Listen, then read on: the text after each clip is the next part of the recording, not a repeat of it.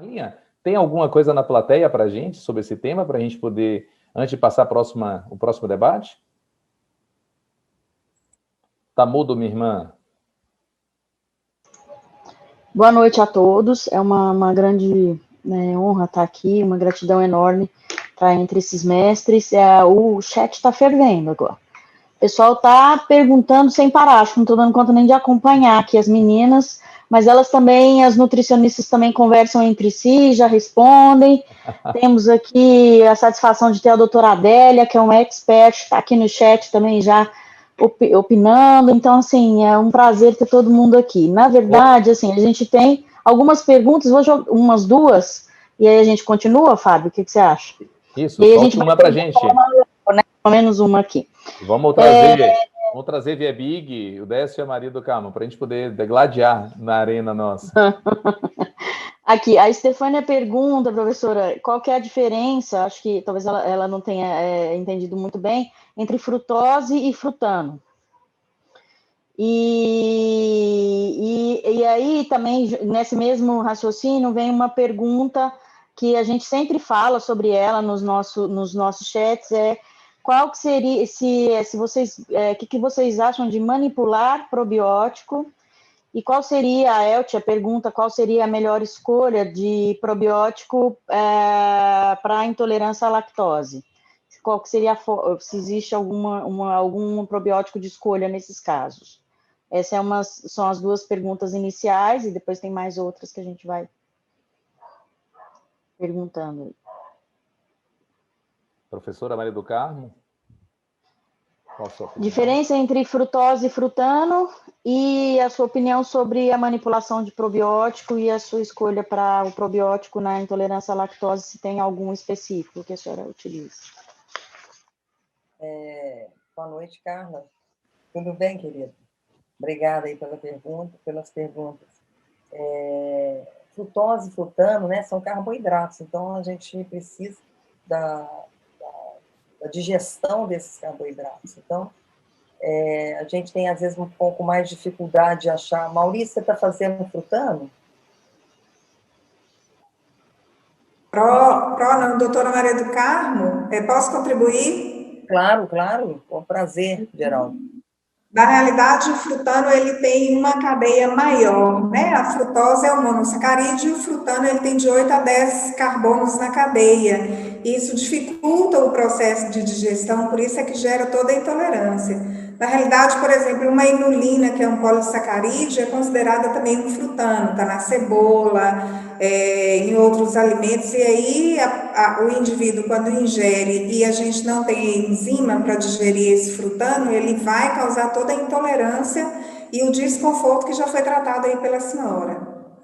Não, sim, são diferentes carboidratos, né, que a gente está comentando. O difícil, Geraldo, a gente, às vezes, adquirir o frutano para o teste. Por isso que eu perguntei ao Maurício se ele está fazendo, porque não é um teste que normalmente tem um pedido exatamente pela dificuldade dos carboidratos. Me perdoe, não entendi essa pergunta direito. Foi ótima a sua intervenção, foi ótima. Esses detalhes eu realmente não sei, e foi ótimo também, aprendi. Mas eu perguntei ao Maurício, a gente já tem alguns casos de frutano, mas poucos exatamente pela dificuldade, né, Maurício? Está sem som? Está sem som. Eu não tenho experiência nenhuma com frutano. Eu sei que pode ser feito, mas não tem. Porque eu tenho experiência com FODMAP. Eu tenho alguns pacientes que respondem muito bem, e um dos focos do FODMAP é a exclusão do frutano, né? E depois, obviamente, a reintrodução, porque nem todos os pacientes precisam dessa restrição. Mas os dois mais comuns é frutose e lactose, não tem dúvida disso. Tem um aspecto interessante, que para muitos pacientes que têm na molécula de trigo, quando você analisa, ela tem, o indivíduo que tem sensibilidade ao glúten, algumas vezes vem com a queixa de sensibilidade ao glúten, a gente esquece que nessa molécula existe frutano também. Então, na realidade, o que o indivíduo pode estar tendo é uma intolerância ao frutano e não ao glúten. É difícil fazer esse diagnóstico. E com relação a probiótico para intolerância à lactose, realmente tem um sentido lógico, tem um racional da gente poder introduzir o probiótico junto com a lactase, professora? E Vitório, que tem experiência também, os dois. Também, primeira pergunta, Fábio, elas perguntaram da questão da manipulação do probiótico, né? Sim. A gente tem uma série de dificuldades, assim, para conseguir manipular um probiótico, você tem a segurança de estar prescrevendo esse probiótico para o paciente. Eu acho assim, eu particularmente tenho medo de estar ingerindo milhões e milhões de micro-organismos, são colocados em geral sem nenhum racional científico de misturas de cepas que se julga essa deve ser boa porque ela faz isso, no outro trabalho ela fez isso. Não existe essa sinergia como a gente imagina no prático. Elas podem, inclusive, competir com os próprios micro-organismos da nossa microbiota. Eu acho que mesmo a manipulação ela deveria ser feita, se for feita, com cepas que foram previamente testadas e que se mostraram eficazes. Isso aí não tem nenhuma dúvida. E eu que já visitei algumas fábricas de probióticos fora do Brasil, Europa, Estados Unidos, a gente impressiona com a qualidade e a dificuldade de se manter dentro de cápsulas, dentro de pó, a quantidade de micro-organismos. Eu acho muito difícil, do ponto de vista técnico, que a gente tenha qualidade na manipulação. Eu não uso probiótico por todas essas razões. E quando a gente lê os 10 requisitos para um probiótico, a gente vê que é dificílimo que a gente consiga isso. E não adianta colocar 20 probióticos ali, lactobacilos, não adianta. Isso nenhum trabalho no mundo mostrou. A gente vê demais, mas a gente não tem esse respaldo científico.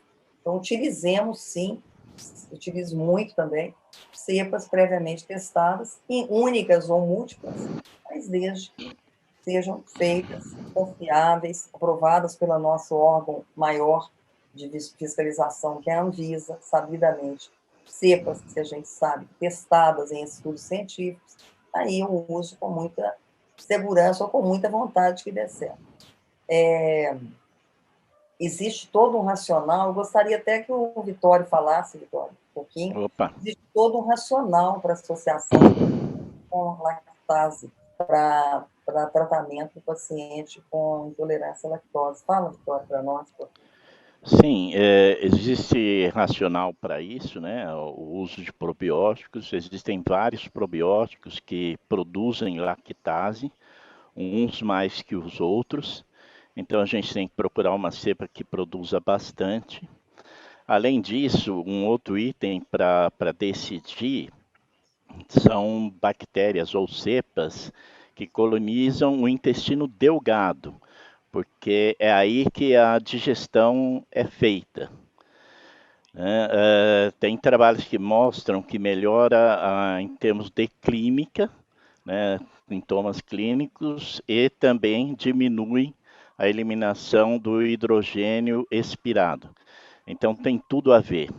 Além disso, como você está oferecendo uma cepa que produz, ele também contribui para hoje o que a gente entende que o próprio lactose é um pré-biótico, porque ele vai fazer a transformação que se chama de transgalactosilação, que vai transformar parte dessa lactose, ela pode ser transformada em GOS, que é o galacto-oligosacarídeos, que é um dos pré-bióticos mais conhecidos e vai alimentar tanto os enterócitos quanto as bactérias benéficas no intestino delgado.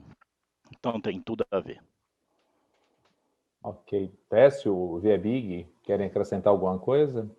Rapidamente, a professora Maria do Carmo colocou da dificuldade do processo de industrialização, porque você comprar a cepa não é tão difícil, o problema é você manipular a cepa, ter certeza que ela foi guardada em condições adequadas de preservação, para que você mantenha a viabilidade, né, dessas bactérias. E quando você vai fazer a combinação, precisa tomar cuidado, porque uma pode inibir a outra na realidade. Então, é difícil de você realmente acreditar que a manipulação efetivamente vai ter todas essas necessidades básicas do probiótico. Inclusive, mesmo no estímulo da produção de lactase, que o Vitório colocou, é importante que isso você conheça o tipo de cepa. Cada uma tem uma ação diferente. E nem todas, eu não diria colonizam, mas elas habitam, vamos dizer assim, elas aderem à mucosa do intestino delgado, e ali elas vão estimular o enterócito ali a produzir efetivamente um pouco mais de lactase. Esse eu acho que são aspectos importantes que eles destacaram. Inclusive, é interessante você usar a bactéria que tenha sido estudada justamente para isso. Não, sim, sem dúvida. Né? É fundamental. Via Big, sua experiência. Está mudo, professor? Desmudei, como diz o mineiro. Desmudou. Assim, de forma prática, né, eu me imagino eu numa cidade no interior do Ceará, de Pernambuco, né, diante do desafio, né, dessas condições que nós estamos falando. Né? A gente está falando muito na tecnologia, no acesso ao laboratório, né, o acesso propriamente até o H2 expirado, que é uma tecnologia simples, de fácil aplicação, mas muito difícil chegar ao paciente, porque nós temos dificuldade de colocar esse exame no rol da ANS, né? Como todos sabem, é um processo difícil, né? Onde não existe um interesse muito grande, como um laboratório ou como mesmo produtor de aparelho, porque é um aparelho simples também, né? De baixo custo, entre aspas, né? Mas de baixo retorno também, de muito difícil. Então, aplicar esses testes e tudo. Eu me imagino, então, como é que eu posso lidar com o paciente no diagnóstico clínico, né? Então, eu acho que nós temos que nos esforçar para aprimorar o diagnóstico, né? Melhorar, ter acesso, mas também pensar naquilo que o Vitório falou, o Bravin falou, que é muito importante que a gente vivencie clinicamente esse paciente, que realmente a gente consiga extrair dele tudo o que ele está passando, o que ele está sentindo, e o diário alimentar, aquela investigação que fica difícil de fazer num consultório hoje, normalmente, devido à pressa, às coisas, a gente tem que ter um treinamento para poder extrair essa informação. Não adianta você achar que é isso e vai pedir um teste de H2 expirado, provavelmente você vai ficar fazendo diagnóstico por tabelas, né? E essa vontade, essa obstinação tem que estar dentro da cabeça do médico no sentido de conseguir fazer o melhor que ele puder, fazer um diagnóstico clínico para depois se apoiar nos testes e se apoiar, inclusive, na terapêutica, que muitas vezes vai ser teste de tentativa e erro, né? Vai ser empírica, né? Com certeza, devido às dificuldades que a gente tem de chegar até aos centros de tecnologia ou até mesmo a um exame simples.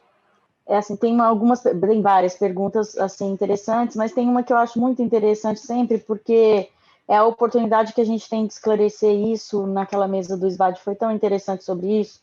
Professora, vamos conversar com esse pessoal e explicar para eles qual é a opinião sobre os testes de dosagem de IgG. O Cristiano está perguntando aqui qual é a utilidade dos testes de dosagem de IgG. O que a senhora acha sobre isso?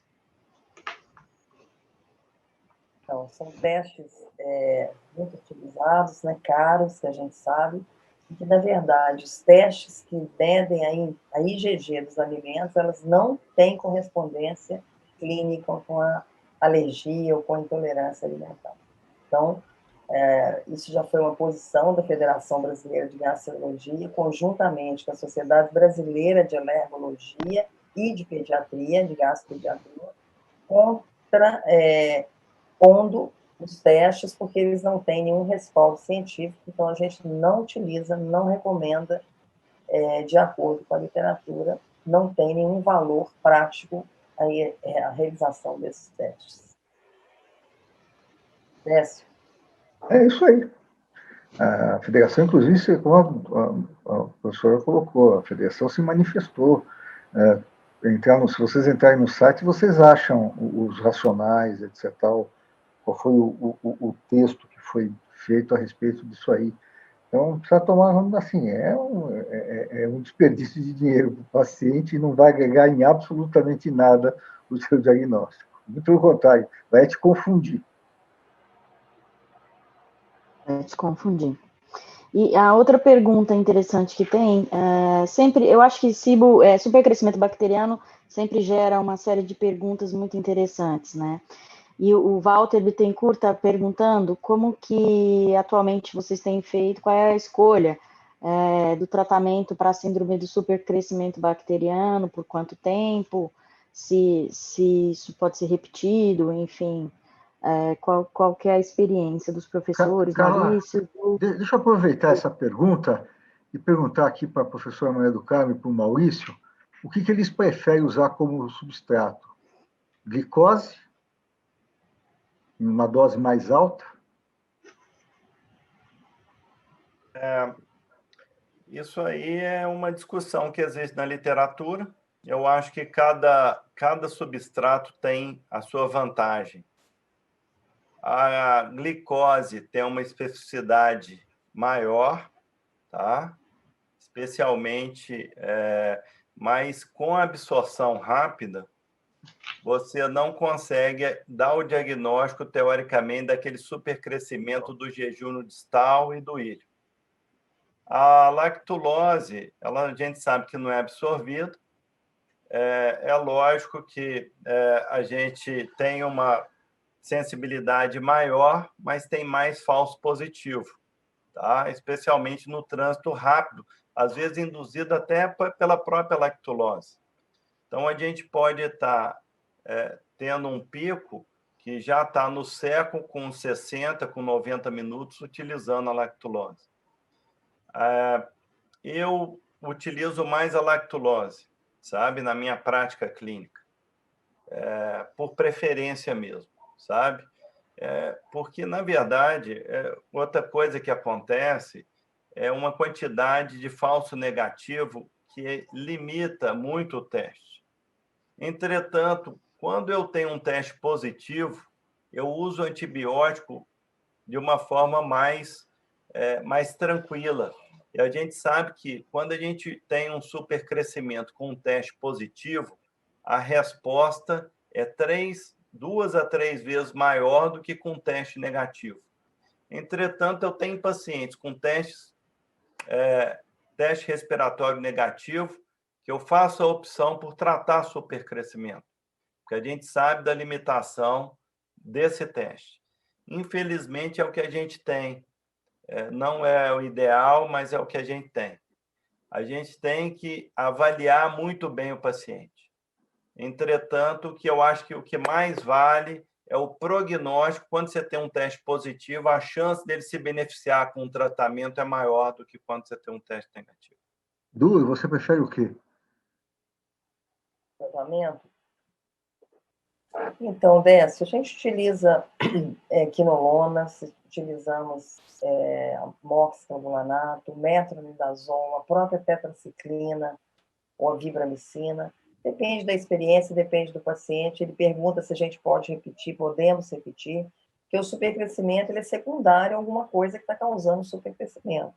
Por exemplo, um paciente com uma desmotilidade grave, por exemplo, um diabético, uma esclerose múltipla, alguma coisa que você não corrige, o paciente tem, às vezes, que repetir até com mais frequência, várias vezes, vários ciclos antibióticos, especialmente quando melhora o tratamento, com o primeiro tratamento, por exemplo, ele fala, nossa, melhorei demais, mas a diarreia voltou, porque, na verdade, nós não corrigimos a causa. A rifaximina chegou no Brasil, eu tenho usado bastante, mas ele chegou com uma limitação grande de custo. Ela custa hoje mais de R$600 o tratamento para 14 dias, na dose de 550 miligramas, que a gente pode utilizar 2 ou 3 vezes ao dia. A dose é essa, de 1.000 a 1.500 miligramas. Experiência ainda pequena, nossa, porque não existia no Brasil, mas é considerada a droga de escolha em praticamente todos os lugares onde tem a rifaximina, exatamente por ela ter uma menor absorção, menos efeitos colaterais, menos colite pseudomembranosa, então a maior segurança em termos de efeito colateral com a rifaximina. Pelo custo, às vezes a gente prefere começar com outros antibióticos, por exemplo, metronidazol, quinolona, ou mesmo amoxicilanonato, e deixar a rifaximina no segundo momento. Mas depende muito de onde a gente está atuando, se no consultório, se no ambulatório, mas essa é a experiência que eu tenho há muitos anos de tratar supercrescimento com essas medicações aí que a gente tem no Brasil mesmo. Você chega a combinar antibióticos no tratamento da SIBO? Eu combino, às vezes, com muita frequência, até aquele sequencial, né? Você dá... Porque tem gente que melhora muito mais com, por exemplo, medicação para gram-negativo, outros melhoram mais com medicação para anaeróbio. Às vezes, numa diarreia, você tem muita distensão, você tem que pensar muito em anaeróbio, às vezes, com metronidazol melhora muito. Por exemplo, a última experiência minha foi que o paciente me falou: fiquei muito melhor com o metronidazol do que com a rifaximina. Então, a gente é individual, não tem jeito de se definir, mas eu uso, e às vezes uso probiótico também, Bess, porque o probiótico ele pode, já manipulando uma microbiota mais favorável, nós temos uma desbiose com o uso de antibióticos, então, às vezes eu uso depois, às vezes eu uso conjuntamente, até probióticos também no tratamento, mas sempre antibióticos, em algum momento o probiótico poderia entrar também.